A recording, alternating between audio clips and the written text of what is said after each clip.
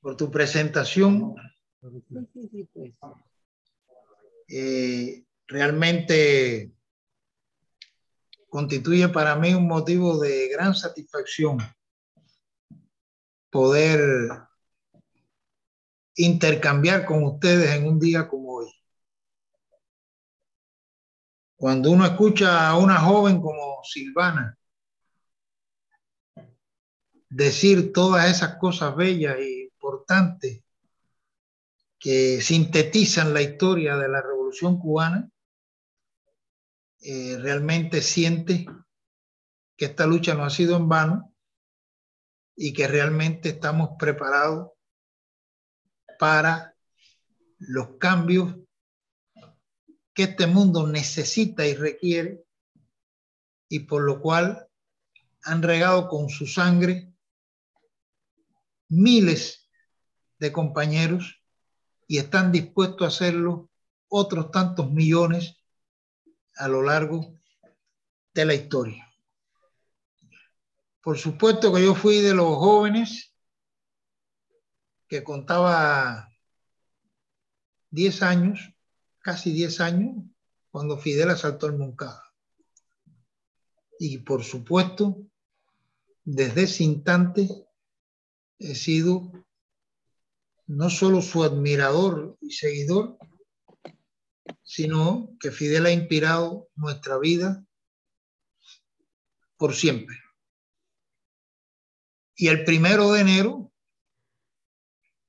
junto con nuestro pueblo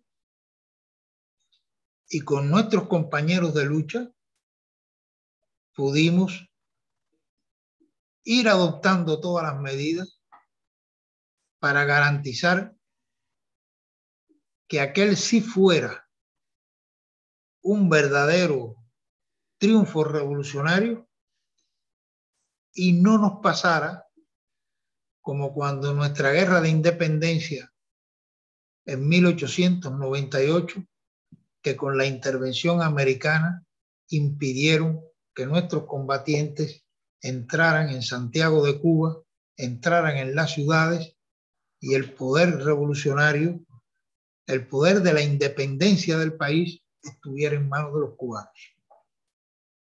Cuba tiene historia peculiar, que hay que entenderla para entender muchas de las cosas que pasan. Como diría un mexicano, estamos muy cerca de Estados Unidos y muy lejos de Dios, como dicen los mexicanos. Y es el país donde el anexionismo a Estados Unidos tuvo manifestación política organizada. Si nosotros tuvimos en la historia de Cuba el partido anexionista como partido y después como fuerza política que se mantuvo subyacente a lo largo de la historia. Y no por gusto, hay en Miami lo que hay de esa mafia, que es donde radica hoy ese partido anexionista. Con ello no quiero decir que todos los cubanos que viven fuera de Cuba, ni mucho menos incluso los que viven en Miami, sean o estén por esa postura anexionista.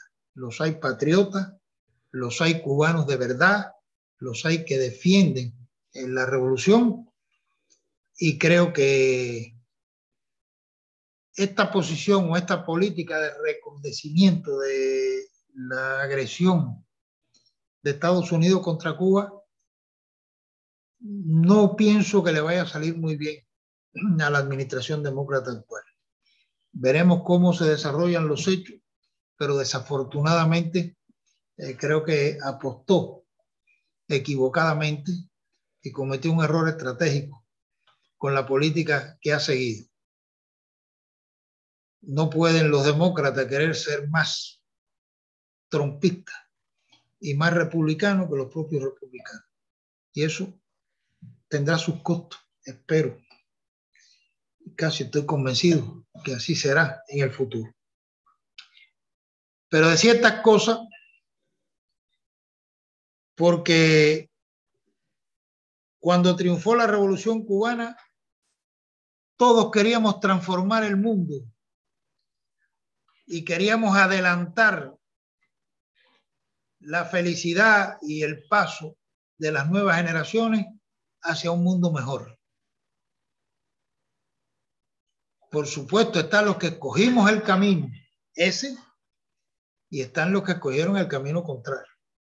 Y por supuesto, entre los que se vendieron o recurrieron, que está todo ese sector incrustado en la mafia anticubana ahí en Miami, anexionista, platista y demás, indudablemente ese sector responde precisamente a los intereses del imperialismo. Y los que quisimos cambiar el mundo y queremos cambiar el mundo, hemos mantenido una línea recta e intachable de lucha que, como diría el Che, el camino de los pueblos no es una línea recta. No va en una, digamos, en un trazado que no tiene sus retrocesos o sus zigzagueos, pero indudablemente marcha con los tiempos hacia adelante. Y con los tiempos seguirán y se alcanzará con la madurez y la persistencia que tiene la resistencia revolucionaria, se lograrán seguir avanzando hasta la victoria final. Este ha sido un año duro y difícil para nuestro país, como creo que ha sido un año duro y difícil para América Latina, el Caribe y en general para la humanidad. Hemos atravesado, ya vamos para 2 años, una pandemia que ha cambiado muchos paradigmas, ha cambiado mucho la manera de poder actuar, de interrelacionarse en todas partes.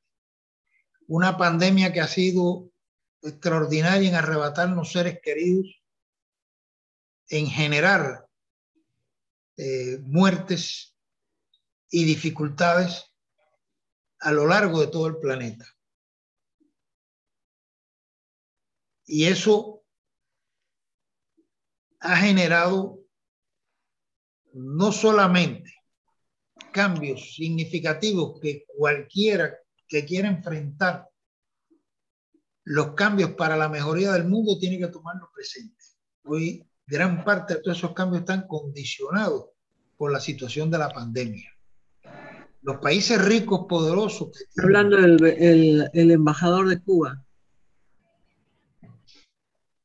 Mirando lo que hoy tienen los países desarrollados, han logrado monopolizar las vacunas, han logrado avanzar en fórmulas para resolver las circunstancias que genera la pandemia, pero como capitalismo al fin predomina el egoísmo, predomina el enriquecimiento, predomina el sentido y las ansias de dominio y nos encontramos con que millones de personas en el mundo, sobre todo del llamado tercer mundo, sobre todo de la gente humilde de este mundo, no tienen vacuna, no tienen capacidad para poder recibirlas y están pagando el precio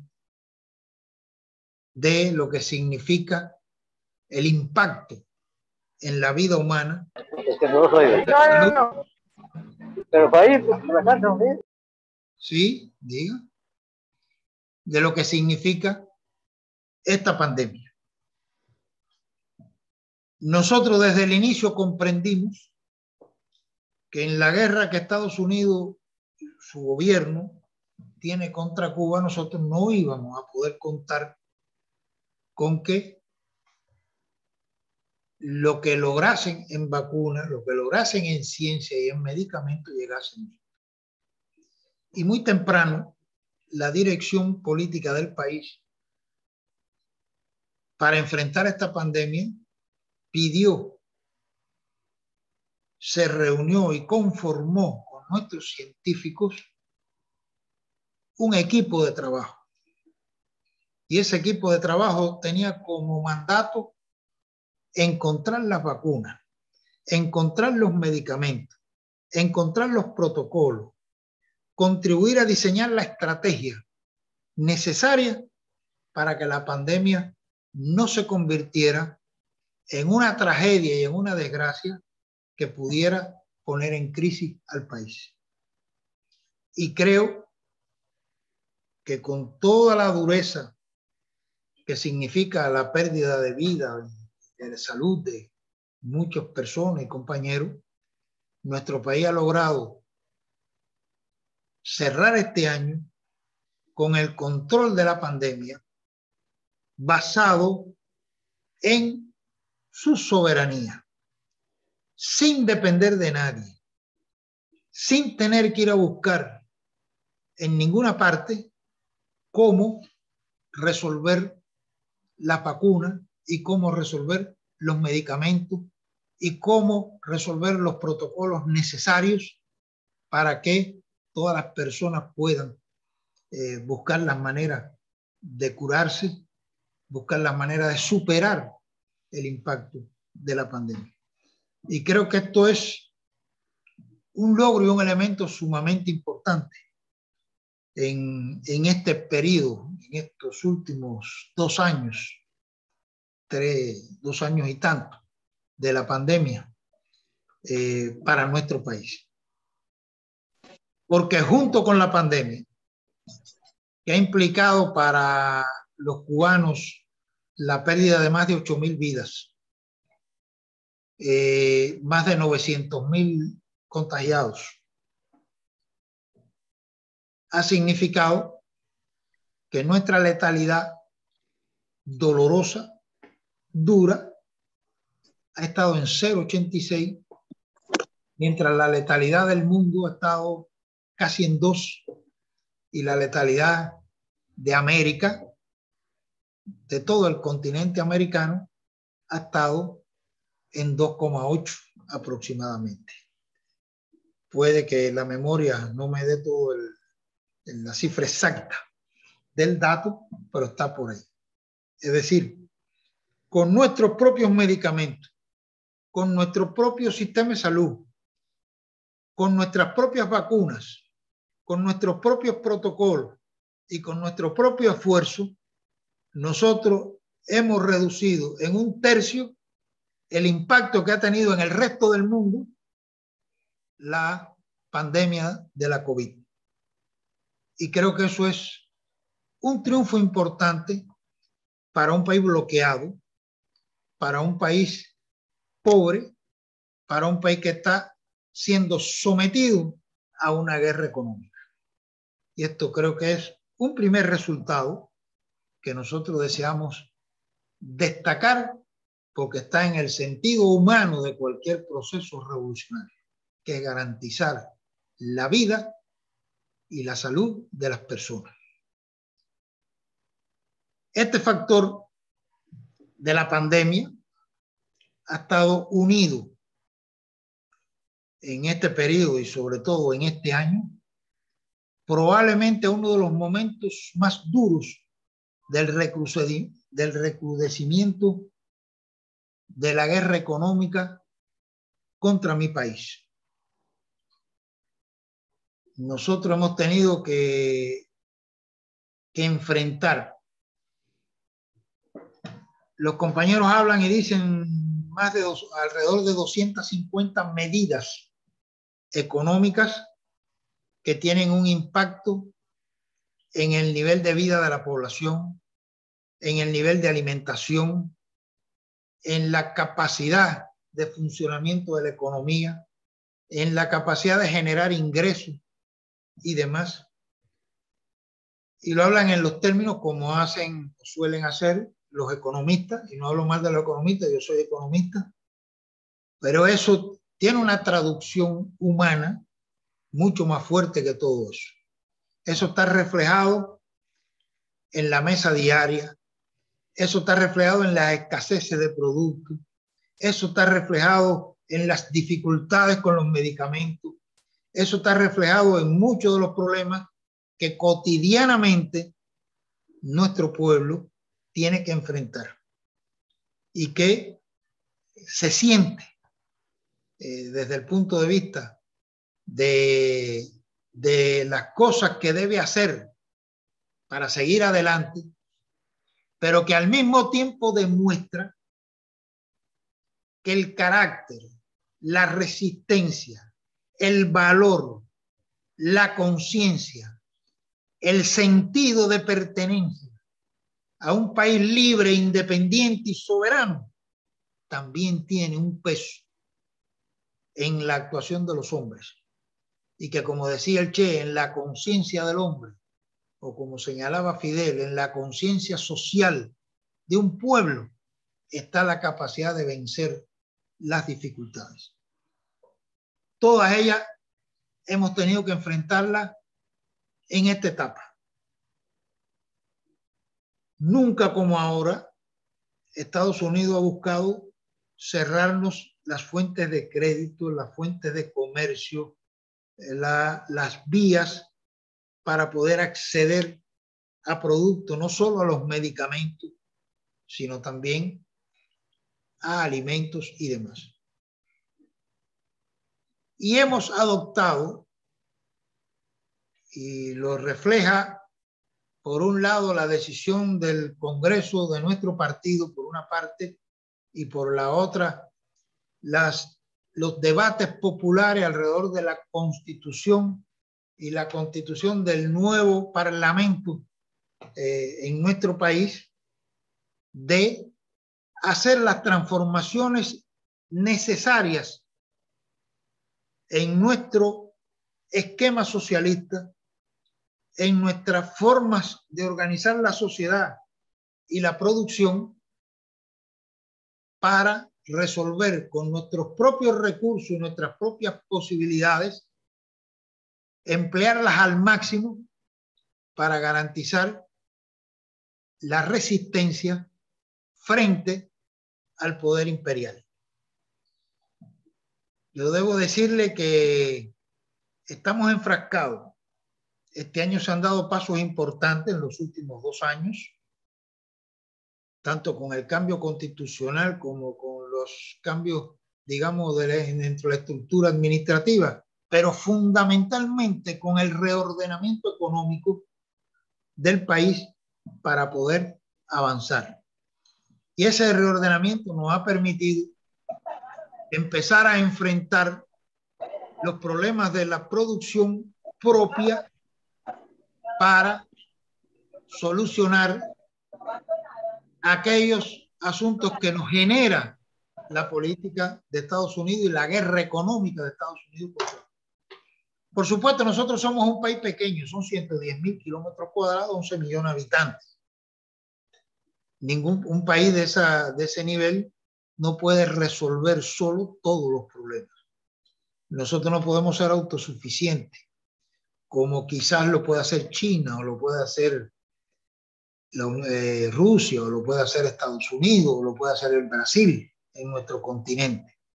Incluso ustedes aquí en Perú, que tienen una capacidad de producción alimentaria importante y además tienen una capacidad de exportación de minerales y materias primas importante. Ya es un problema cómo se administra todo eso, pero la tiene. Nosotros no tenemos eso, pero tenemos que crear suficientes condiciones para que nuestra tierra, nuestro suelo, nuestros mares y nuestros ríos den lo suficiente para poder resolver los problemas de la seguridad alimentaria del país. En eso estamos enfrascados, en eso hay avances. Dentro de la actualización de los distintos actores económicos del país se han dado pasos muy importantes, tanto en la cooperativización donde ya hay un gran número de cooperativas, y no me refiero a las cooperativas del campo, me refiero a las cooperativas en otras áreas de la economía, me refiero a la estructuración de las pequeñas y medianas industrias y el emprendedurismo, como dicen acá, visto con un concepto no privativo, de que solamente sea el sector privado, sino incluso en el sector estatal. Tenemos MIPYMES estatales, MIPYMES privadas, y esto está permitiendo liberar las fuerzas productivas para que se pueda desarrollar la producción en todos los sentidos. Y todas estas transformaciones las estamos haciendo en medio de estas circunstancias y de esta situación. Por supuesto, nosotros apelamos a la capacidad de resistencia y creativa de nuestra gente, que lo ha demostrado a lo largo de estos 60 años. Y lo demostró con la pandemia y lo ha demostrado en otros momentos. Por ejemplo, lo estamos demostrando también con el enfrentamiento al cambio climático.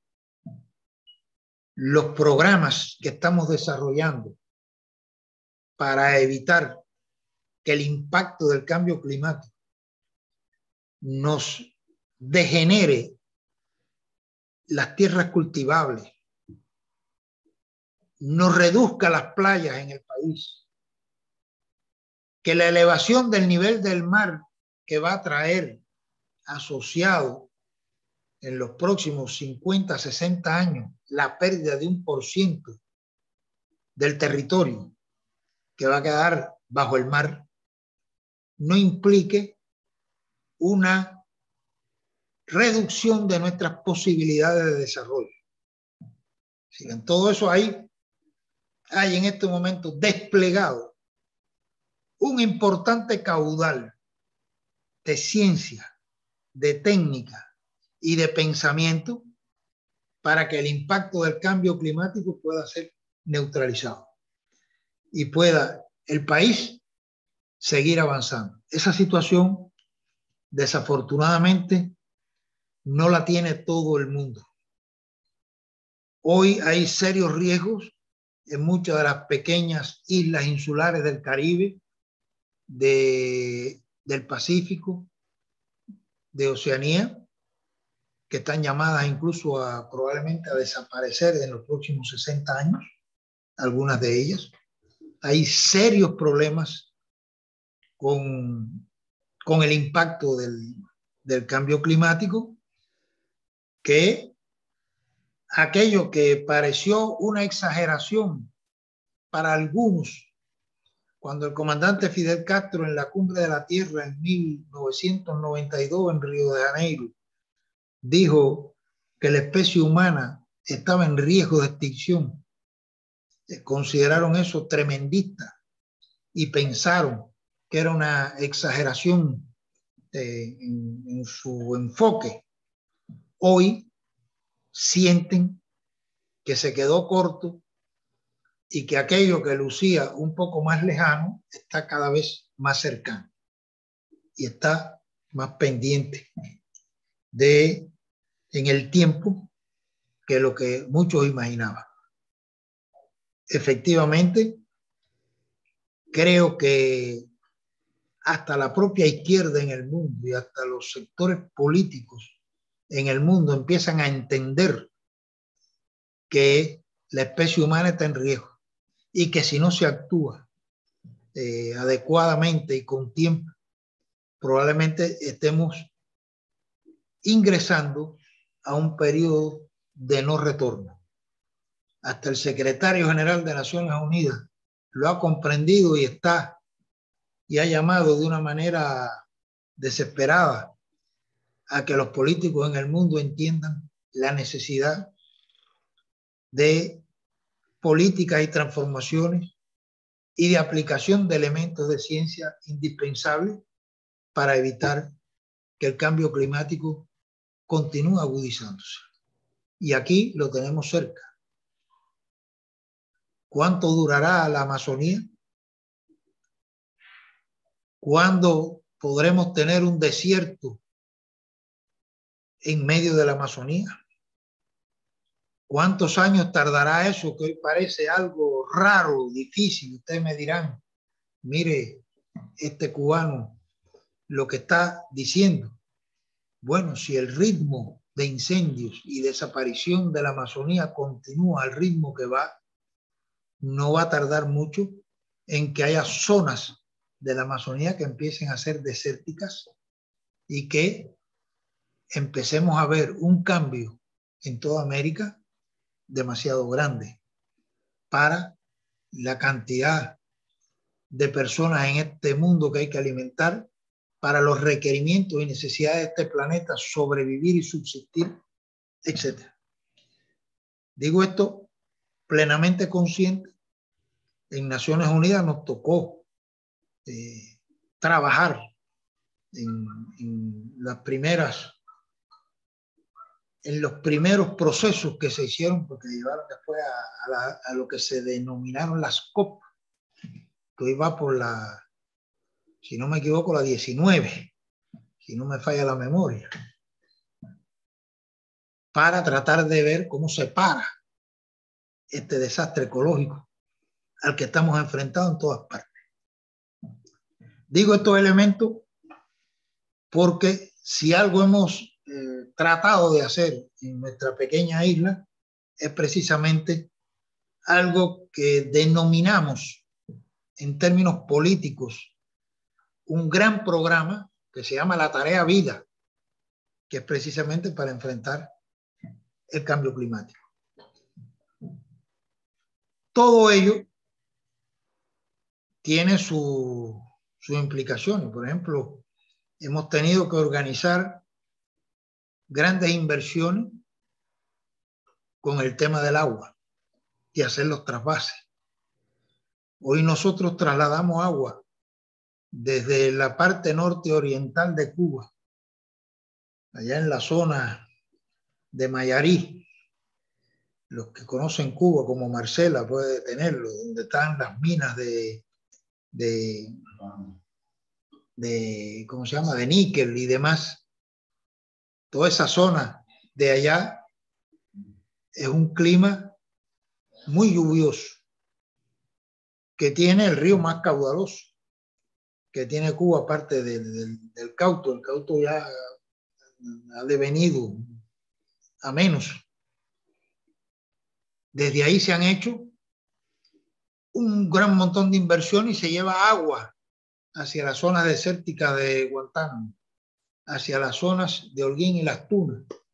Y desde el centro del país, en las grandes cuencas de agua del Escambray, donde se han generado, se traslada también agua hacia las zonas norte de Las Villas y Camagüey para garantizar una red que permita alcanzar una agricultura de alto nivel que nos garantice la producción de alimentos que necesitamos para el futuro. Esos son nuestros sueños, entonces trabajamos. Y cuando digo sueño, digo porque lo queremos pronto. Y trabajamos para eso pronto. Pero ya esto tiene gran parte de realidades. Es decir, ya usted va por los canales que se han ido haciendo en el norte de Oriente y ya usted está regando tierras en las regiones de Las Tunas y del oeste de Holguín y demás. Y digo esto porque esto es parte del esfuerzo que, a pesar de la guerra económica, a pesar del bloqueo, a pesar de la falta de recursos financieros, a pesar de la persecución a cuanta actividad económica nuestro país se propone, realiza la OFAC, el Tesoro y el gobierno de Estados Unidos y sus embajadas a lo largo de todo el mundo, que tratan de cerrar todos nuestros negocios, tratan de cerrar toda posibilidad de intercambio entre nuestros países, etc.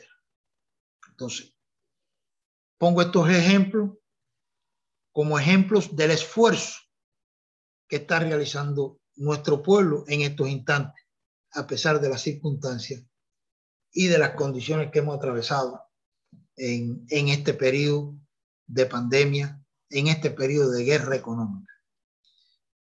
Y por supuesto que nosotros pensamos que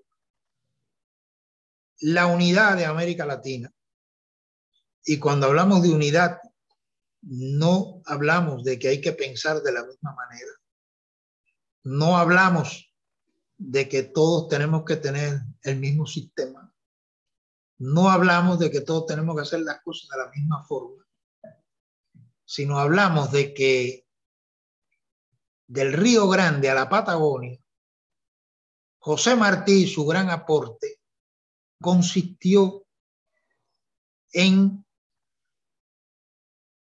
lograr descubrir que estábamos ante una entidad económico, social, cultural con ciertos ribetes propios, que no tenían nada que ver con aquella otra entidad sajona que tenía otra estructura económica, social, y no voy a decir que es racial, pero sí que venía de diferentes troncos, que era lo que hoy son los Estados Unidos y Canadá, que era otra conformación y otra estructura.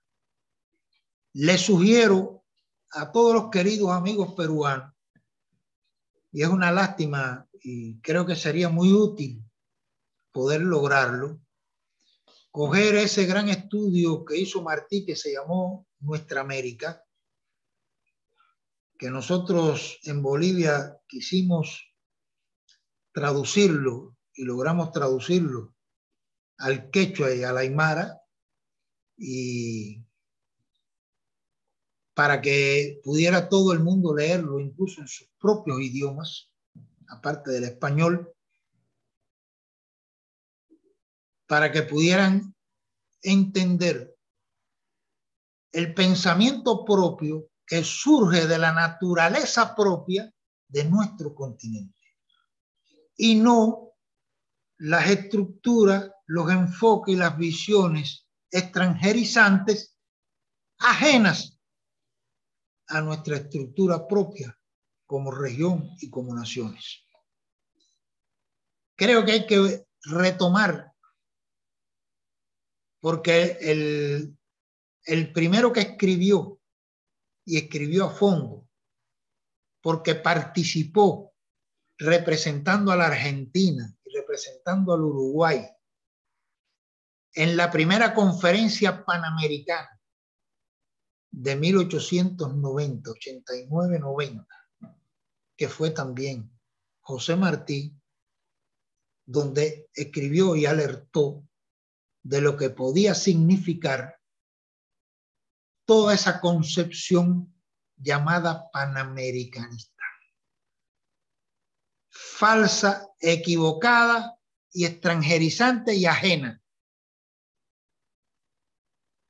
Porque una cosa es nuestra América desde México hasta el final y otra cosa es el panamericanismo como una vía de control y dominio, como dijeron los americanos cuando estaban buscando ser un país de océano a océano. Nunca se olviden que eran las 13 colonias que se independizaron, y las 13 colonias estaban en la parte atlántica, y después se tardaron un siglo en conquistar desde la parte atlántica hasta el océano Pacífico, lo que hoy es California, a costa de los habitantes naturales de América del Norte, es decir, de las poblaciones indígenas de América del Norte, de las poblaciones mexicanas, etc.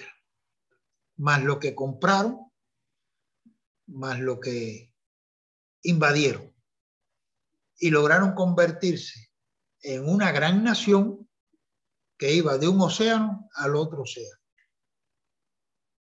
basado en conquista de territorio.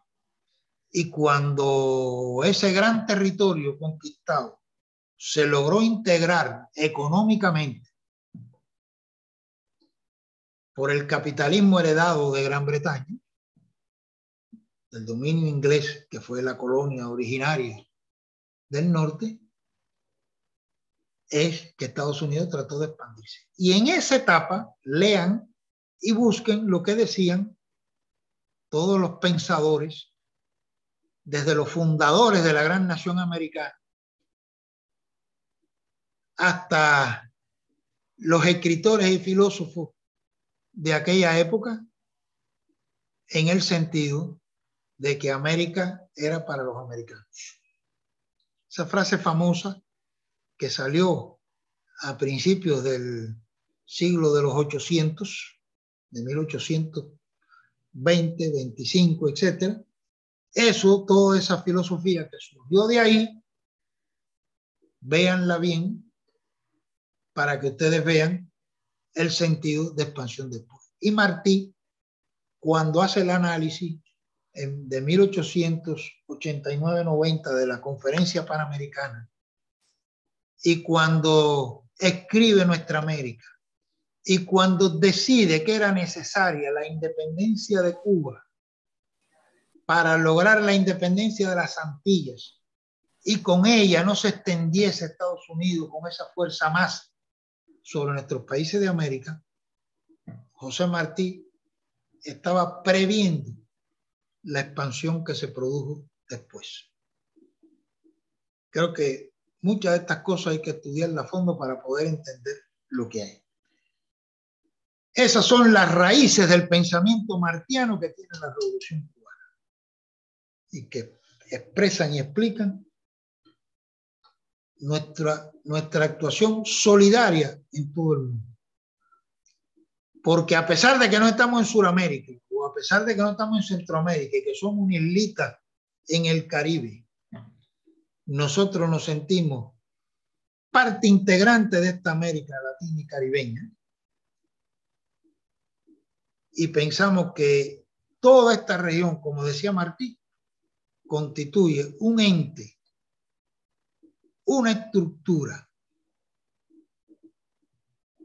cultural, política, económica, idiosincrática, conformada de muchos factores, de los pueblos originarios, de los conquistadores, de la mezcla de la conquista, de los pueblos nuevos, y por eso se le llamaba el Nuevo Mundo en una etapa y en una época, que se le llamaba el Nuevo Mundo. Por esas mismas razones, nosotros tendremos que ir entendiendo cómo se va fundiendo esas diversidades en lo que es hoy nuestra América. Quería expresar estas ideas para explicar que miramos el 2022 y los años por venir con optimismo, convencidos del triunfo y convencidos de que no habrá retroceso. La Revolución Cubana está ahí para ahora y para los tiempos por venir. Y estará junto a ustedes y junto a los pueblos de América Latina para su independencia, su desarrollo, su apoyo en el mejor sentido humano y solidario del que puede hablarse. Unidos en la diversidad, sí. Con ese enfoque lo vemos. Vamos a tener un próximo año en el cual aspiramos y queremos que muchos de nuestros pueblos avancen. Vienen elecciones importantes el próximo año en nuestro continente. Vienen procesos en distintos países importantes que nuestros pueblos de América tendrán que enfrentar y resolver. Y pensamos que ellos contribuirán a la unidad de nuestra América. Y en esa unidad tenemos un espacio, y en esa unidad es donde nosotros vemos las perspectivas y las posibilidades de éxito de toda nuestra región, y de que nuestra región tenga una voz en el mundo, y no que otros hablen por nosotros, y no que otros intervengan en la arena internacional por nosotros. Por eso apoyamos la CELAC, por eso apoyamos el ALBA, por eso pensamos que la OEA está de más, por eso pensamos que a ese cuchitril nauseabundo que es la OEA no vamos a volver, no estaremos nunca allí, nunca más, y que cada cual decida lo que hace, cada cual sabe cómo actuar en estas cosas. Pero nosotros que tuvimos que pasar el Rubicón y definir en momentos críticos del país, entender la esencia de lo que eso significa, no vamos a volver allí.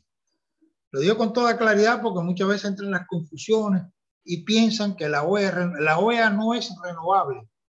La OEA nació en el año 47 a la luz de la Guerra Fría para poner en fila a todos los latinoamericanos frente a la Guerra Fría. Y para eso ha servido. Y para eso la utiliza. Y para eso existe. Por tanto, los que quieran estar ahí, piensen que pueden cambiar eso, correcto. Que cada cual pase su experiencia propia. Pero nosotros que ya pasamos por ese camino, que ya sabemos lo que eso significa, no vamos a volver allí. Lo decimos con toda claridad. Pero sí, con nosotros pueden contar todo siempre para lo mejor que se pueda hacer. Para combatir la pandemia, para combatir el hambre, para combatir las necesidades, para alfabetizar a la gente, para lograr que haya más salud en la población. En todo eso que la Revolución Cubana ha mostrado un resultado y un saber, está al servicio de todos los demás pueblos. Y eso es el socialismo, que ha demostrado que es el único sistema que tiene alternativa de solución. Y el único que ha demostrado que no tiene alternativa de resolver nada es el capitalismo. Que lo único que ha podido resolver es más neoliberalismo, más miseria, más ricos, cada vez más ricos, y más pobres, cada vez más pobres. Más problemas de salud, más problemas de desempleo, más problemas de hambre. Y me gustaría saber en dónde el capitalismo ha logrado resolver el problema. Ni siquiera la potencia que se asigna el rol y el gran papel de ser el abanderado del capitalismo, que son los propios Estados Unidos, está resolviendo ninguno de los problemas. Todos los días tiene más problemas y todos los días tiene problemas más difíciles. Y vamos a ver dentro de algunos años cómo estaremos, unos y otros. Son en las cosas que hay que reflexionar y que hay que pensar. Son en las cosas que nosotros pensamos todos los días. Y pensamos en función de la gente. Porque no hay que esperar que haya revolución o que haya socialismo para trabajar por el bien de la gente y por la mejoría de la gente. Para eso hay que trabajar todos los días y eso es posible hacerlo incluso dentro del propio capitalismo. Entonces, me despido de ustedes hoy indicándoles que nuestro triunfo, nuestro éxito, nuestros sentimientos de victoria están basados no en idealismo o en romanticismo. Está basado en hechos reales están basados en un pueblo que se ha, iba a decir una palabra muy criolla, acujeado en el combate y en la batalla de todos los días, y que sabe lo que es capaz de resistir y de alcanzar, y que cuando se propone las cosas las puede lograr. Y ese es lo único que nosotros podemos brindar como ejemplo para los demás. Esperamos poder tener mucha más amistad, fraternidad, sentido de pertenencia común entre todos nosotros y entre todo nuestro pueblo en los próximos meses y años por venir. Así que les deseo a todos felicidades, que sepan que pueden contar con la Revolución Cubana, que con todas sus dificultades y problemas está más firme y más fuerte que nunca antes, aunque algunos no quieran creerlo. Muchas gracias.